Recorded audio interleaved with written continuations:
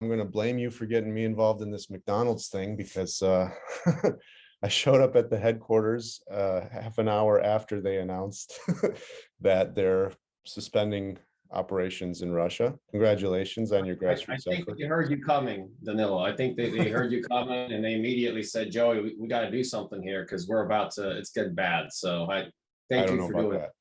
I don't know about that, but well, it was the first domino, right? There was a face, excuse me, Starbucks followed suit. There were some others, weren't there?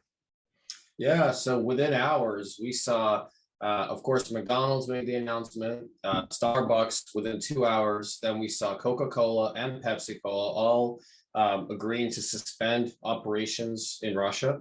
And I think that those dominoes are going to continue hitting. KFC earlier in the day yesterday announced that they were going to suspend all future investments in Russia, which, quite frankly, is a bit of a nonsensical thing to say because I don't think a lot of companies are investing big money in Russia right now anyway. But they were going to continue operating their stores.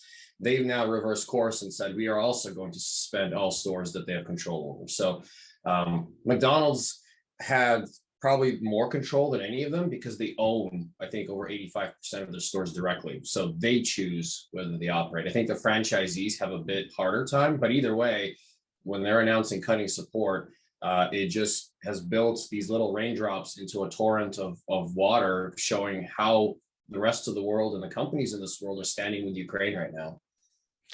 So, okay, they're not selling hamburgers and chicken in Russia anymore through American stores. What difference does it make to this whole thing that's going on, the war, ordinary Russians even? You know, and this is my humble opinion, but I think this war can only end in one of two ways. The first way is the Russian economy is no longer able to finance this war. The Russian soldiers on the ground in Ukraine are not fighting for a good cause. They're not fighting for freedom. They're fighting for a paycheck, and they're demoralized, cold, wet, and hungry.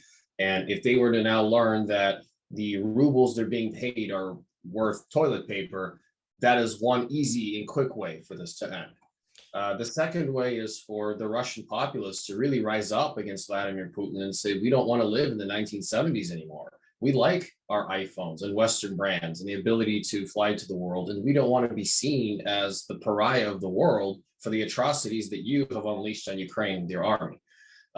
The way to facilitate either of these is to increase the economic pain on Russia. There are a lot of Russian people who are already out on the streets protesting, but I would say the majority is still either too scared or not certain about doing that.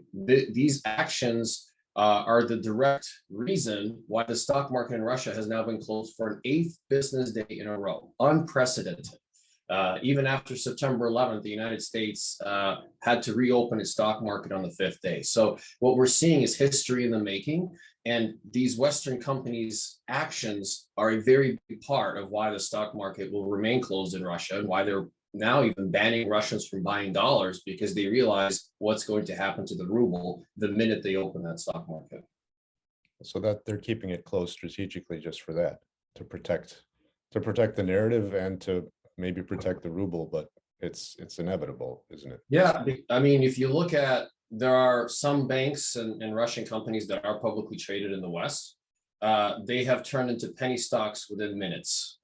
So you see some large banks and some large energy companies traded on London, traded in New York or others. They had to halt trading on them because they literally went to pennies from dozens of dollars. So that cratering effect is exactly, in my humble opinion, why the stock market remains closed, because it will wipe off probably 80+% of the value within minutes or hours.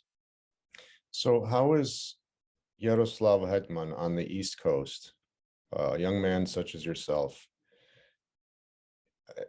taking part in influencing any of these world events?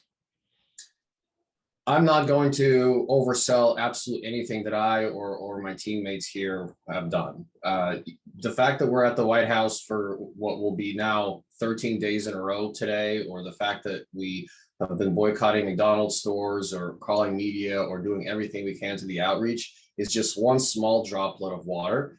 But when you look at it, all these droplets of water in aggregate form buckets and rivers. So it's not Sean Penn's announcement against Pepsi and Coca-Cola that made this happen. It's not the announcements all over the world or the boycott McDonald's movement on Twitter or boycott Coca-Cola. It's the compilation of all of them, including, of course, yourself and everyone going to the McDonald's headquarters yesterday.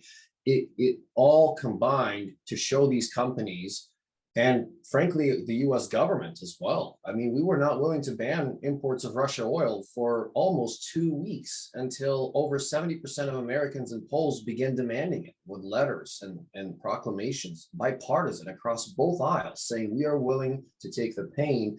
And my point is, it's all these actions taken together that have made an impact. And that's what I'm proud of. I'm proud of the fact that together we've been able to make this impact. So what's next? Are you doing this grassroots, or is the CIA financing you? No, I'm sure that'll make its way to Russian media eventually. You know, I will say, we were at a McDonald's 2 days ago. You know, we were standing on the street corners and, you know, yelling our hearts out and had signs, and a bus pulled up.